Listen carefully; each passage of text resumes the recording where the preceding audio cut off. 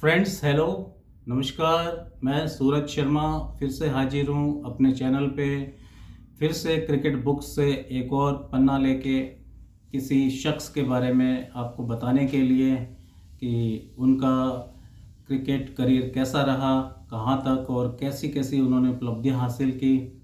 आपसे गुजारिश है चैनल सब्सक्राइब करना, लाइक करना और शेयर भी करना। तो आज मैं जिस शख्स की बात करूंगा उन्हें the great wall of India कहा जाता है और वो हैं राहुल द्रविड़। राहुल द्रविड़ बेसिकली बेंगलोर से हैं और उन्होंने Saint Joseph college of commerce से ग्रेजुएशन किया हुआ है और सेंट जोसेफ कॉलेज से जब वो बिजनेस मैनेजमेंट के तहत एमबीए कर रहे थे तो उनका इंडियन टीम में सिलेक्शन हो गया था और उनको पहला ओडीआई खेलने का मौका मिला 3 अप्रैल 1999। 3 अप्रैल 1999 को उन्होंने अपना पहला ओडीआई खेला। कोई बहुत अच्छा नहीं रहा पहला ओडीआई उनके लिए, वो सिर्फ 3 रन बना के आउट हो चुके थे।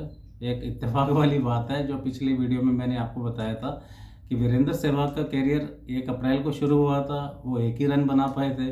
राहुल द्रविड़ का कैरियर 3 अप्रैल को शुरू हुआ, वो 3 ही रन बना पाए। एनीवे, जो राहुल द्रविड़ एक शख्स के रूप में, एक खिलाड़ी के रूप में और कप्तान के रूप में और कोच के रूप में इन्होंने अपनी भूमिका बहुत ही शानदार तरीके से निभाई है। क्रिकेट में हमेशा दी जेंटलमैन कहे जाने वाले राहुल द्रविड़ के बारे में अब मैं कुछ आपको फैक्ट्स एंड स्टैट्स बताता हूं जो उनके करियर को 4 चांद लगाते हैं।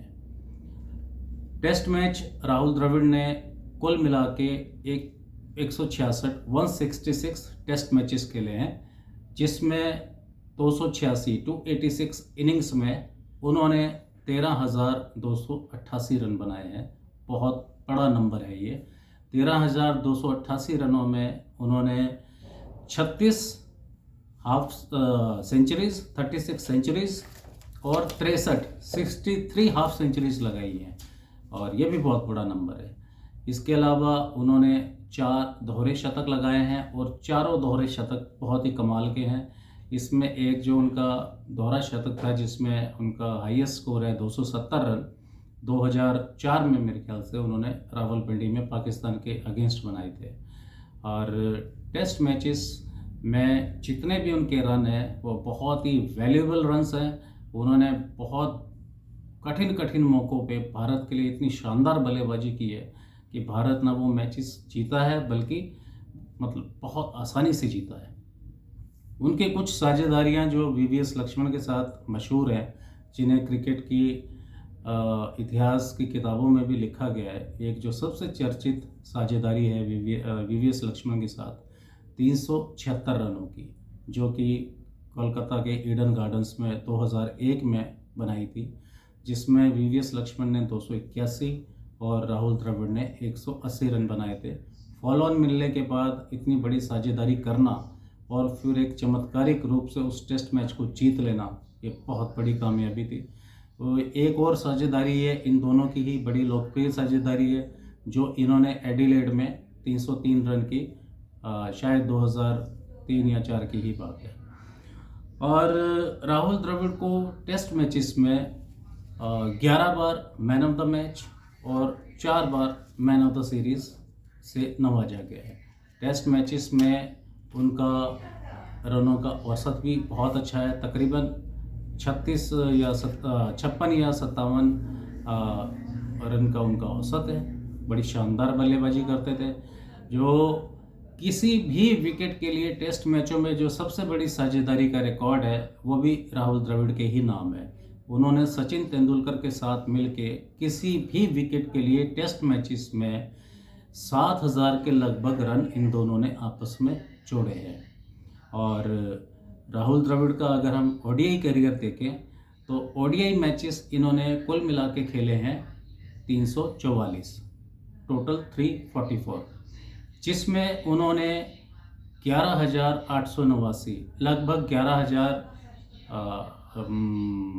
10,889 लगभग 10,900 के करीब उन्होंने रन बनाए हैं, जिसमें उनके 12 शतक, 12 सेंचुरीज और उनकी 63 हाफ सेंचुरीज है।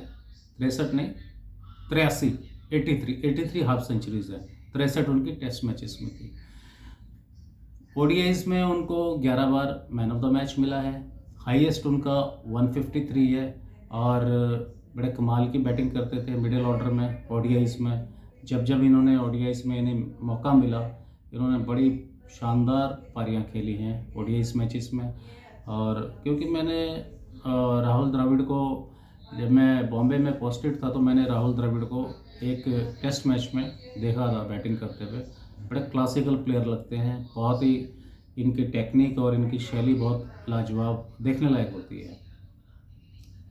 इसके बाद राहुल द्रविड़ का एक कप्तान के रूप में अगर हम देखें तो कप्तान के रूप में ये बहुत अच्छे साबित हुए। 2005 से लेके 2007 तक इन्होंने भारत की कप्तानी की, जिसमें टेस्ट मैचेस में इन्होंने लगभग 11 टेस्ट मैचेस जीते और ओडीआईज में भी इनका जो विनिंग परसेंटेज है वो अच्छा रहा है और अच्छे कप्तान रहे। बस एक ही इनके जीवन का जो सबसे हम कहें कि अफसोसजनक किस्सा था वो वही था जब ग्रेग चैपल कोच हुआ करते थे और 2007 में विश्व कप में जब ये भारतीय टीम की कप्तानी कर रहे थे तो गलत नीतियों की वजह से भारतीय टीम को बहुत जल्दी पहले ही राउंड में बाहर होना पड़ा था। तो ये थोड़ा सा एक अफसोसजनक वाक़या है। अगर कोच के रूप में देखें तो नवंबर 2021 में राहुल द्रविड़ ने भारतीय टीम के मुख्य कोच के रूप में अपना इन्होंने रोल संभाला और जून 2024 तक भारतीय टीम इंडिया की इन्होंने कोचिंग की।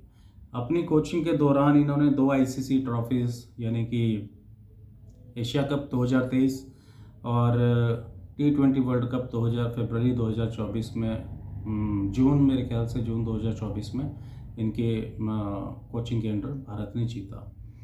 कुल मिला के जो इनके हेड कोच रहते हुए टीम इंडिया ने मैचेस खेले हैं वो हैं 144।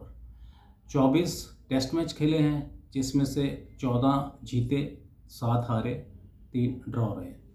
और इसके अलावा ओडीआईज जो मैचेस खेले गए हैं इनकी कोचिंग में वो थे 53, जिसमें से 41 भारत ने जीते 41 और टी20 टीम इंडिया ने इनकी कोचिंग के अंडर खेले 67, जिसमें से 48 इंडिया ने जीते और 2-1 मैचों का शायद कुछ नतीजा या कुछ इस तरीके से वो नहीं आया। तो कुल मिला के 144 में से 144 में से 103 मैच तीनों फॉर्मेट के इन्होंने एक कोच के रूप में टीम इंडिया को जितवाया है। तो अगर देखें टेस्ट मैचेस देखें, ओडीआईज देखें, ओडीआईज में इनको कुल 13 बार मैन ऑफ द मैच का भी खिताब मिला है। T20 इन्होंने एक ही खेला था, जो पहला T20 हुआ था जिसमें 2006 में साउथ अफ्रीका के खिलाफ जो टी इंटरनेशनल इन्होंने खेला था उसमें इन्होंने 21 रन बनाए थे। और इनकी जो सबसे यादगार पारी है वो है कोलकाता ईडन गार्डन्स की 180 रन की पारी टेस्ट मैचेस में जो वीवीएस लक्ष्मण के साथ इन्होंने खेली थी और वो बहुत शानदार पारी थी जिसने भारतीय टीम को जीत दिलवाई थी। और ऑस्ट्रेलिया का जो एक विनिंग उनकी जो साइकिल चल रही थी, जो जीतते आ रहे थे लगातार 16-17 टेस्ट मैच वो जीत के आ रहे थे स्टीव वॉक की कैप्टनसी के अंडर में, वो वहाँ से इंडिया ने वो मैच जीत के उस पर रोक लगाई और उससे अगला मैच जो चेन्नई में खेला गया था इंडिया ने वो भी जीता। ये 2001 की बात है। तो इंडिया ने वो सीरीज़ बड़े ही मतलब चमत्कारिक और अनोखे ढंग से 2-1 से जीती थी। तो ये था राहुल द्रविड़ का कुल एक टेस्ट मैच के रूप में जो उनका रोल रहा, ओडीआईज में जो उन्होंने अपनी सेवाएं दी और एक कप्तान के रूप में, एक कोच के रूप में, वो अपने चारों जो उन्होंने रोल अदा किए वो बड़े ही खूबसूरत और बड़े ही मतलब प्रोफेशनल किस्म का अंदाज उनका रहा। और अगर इन चारों चीज़ों को देखें as a test player, as a ODI player, as a coach, as a captain, तो इतना बड़ा पैकेज तो अब इंडिया को, टीम इंडिया को दोबारा मिलना जहाँ तक मैं समझता हूँ ये मुश्किल ही नहीं, नामुमकिन सा है, क्योंकि एक खिलाड़ी जो एक जिसे उपाधि मिल चुकी हो दुनिया में, the great wall of India, कि जो मतलब बड़े बड़े बॉलरों के का सरदर्द बन जाता था, तो राहुल द्रविड़ एक बहुत बड़े खिलाड़ी इंडिया को मिले थे, और आज भी हम उनको वैसे ही याद करते हैं जैसे कि वो अभी भी हमारे साथ जैसे याद आता है कि अभी भी वो स्क्रीन पे हैं, और बस उनकी याद आती है।